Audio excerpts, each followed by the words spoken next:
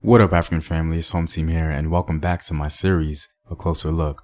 And today, we're going to be taking a closer look at one of the most popular groups of Africans in Eastern Africa, the Swahili.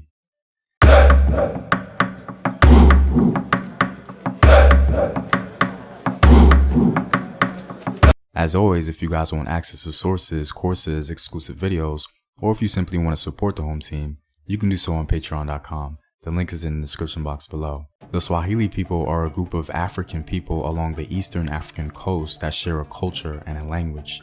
There is some diversity amongst the Swahili people due to its vast culture spanning from Mogadishu in the north to Mozambique in the south. The Swahili are primarily a Bantu people from these regions that created one of the most popular civilizations in Eastern Africa. The major Swahili states were Mogadishu and Brava in Somalia, Lamu, Mombasa and Malindi in Kenya, Kilwa and Mafia in Tanzania, Pemba in Zanzibar, and Sofala in Mozambique. The Swahili people are known locally as Waswahili. The term Swahili comes from the Arabic word Sahili or coastal. Sawahili is the plural term. The Waswahili speak Kiswahili, and it belongs to the Bantu language family of the Niger-Congo phylum. Due to the history of the region, Kiswahili has picked up some Arabic loanwords.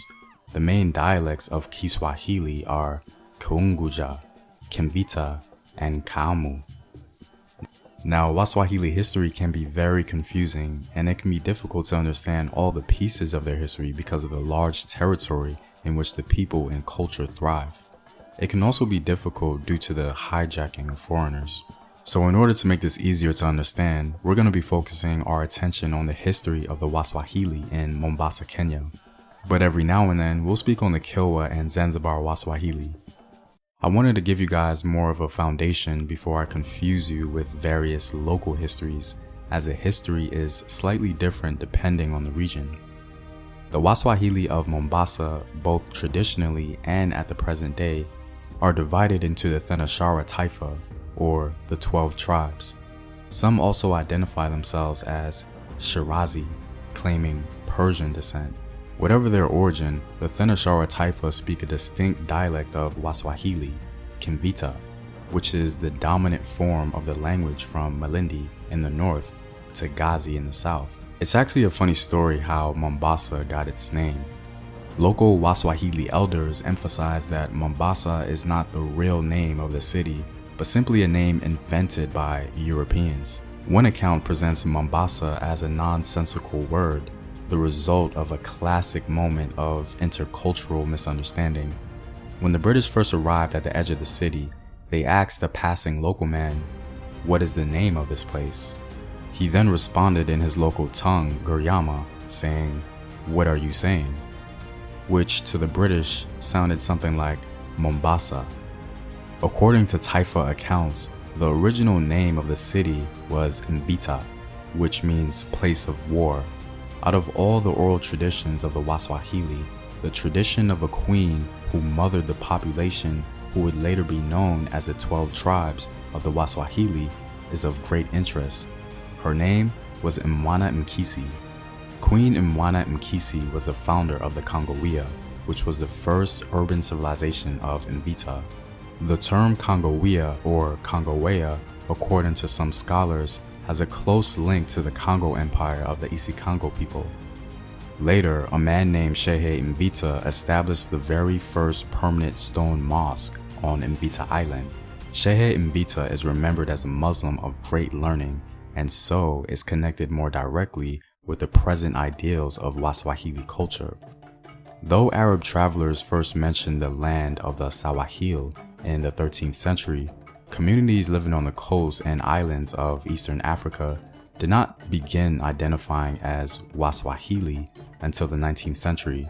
Now, an ethnic group of around 1 million people, the Waswahili and their ancestors have exploited coastal ecologies, worshipped as Muslims, and spoken local dialects of Kiswahili for centuries. One of the most popular elements of Waswahili culture is no doubt its beautiful architecture. Many scholars previously thought that the beautiful Waswahili architecture was of Arab or Persian origin, but due to relatively recent archaeological work, The architecture from this region is a unique Swahili development. Africans from southern Africa have had an extensive history of stone settlements, and the Swahili continue this tradition along with their newfound religious vigor. Dr. John Sutton has this to say concerning the Swahili architecture. Despite popular thinking, Swahili architecture and towns are not Arab. Both in style and in the building techniques and materials, Swahili Islamic architecture is distinct from that of Arabia. The misapprehension that the Swahili and their cultural history are Arab or half-Arab is based on a shallow historical understanding.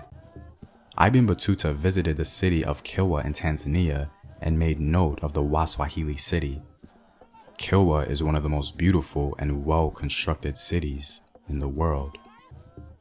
In 1845, Sultan Said had secured Omani claims to the coast, relocated to Zanzibar, and applied the name Swahili to his new dominion in Eastern Africa. This convention of referring to the entire region as the Swahili coast was then adopted by European missionaries and explorers. Some Eastern Africans began to affiliate as Swahili for the first time during the second period of direct Omani influence after 1820, but not the coastal noblemen who held fast to town loyalties built on clan membership. These noblemen emphasized Arab descent or reinvigorated a wider identity as Shirazi, thus claiming an ancestral home in the Persian Gulf. They produced written genealogies and insisted that their Islamic pedigrees were equal to those of the Omani usurpers, without relinquishing their claims as the original settlers of the region.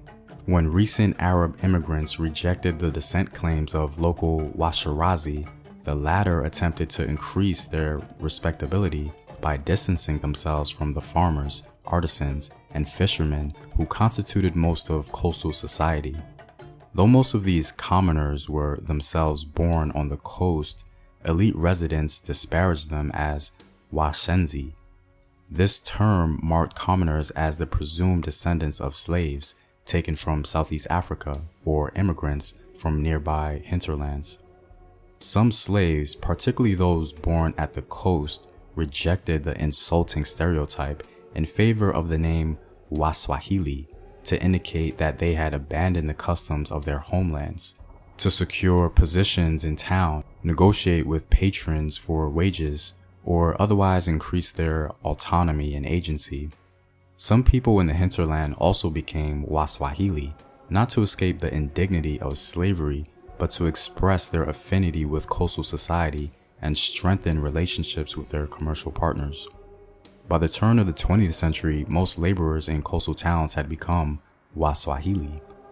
Unfortunately, slavery played a very big role in the history of the Swahili coast, with many Waswahili people becoming victims and even perpetrators, like the infamous Tipu Tip, who went on numerous expeditions in Central Africa.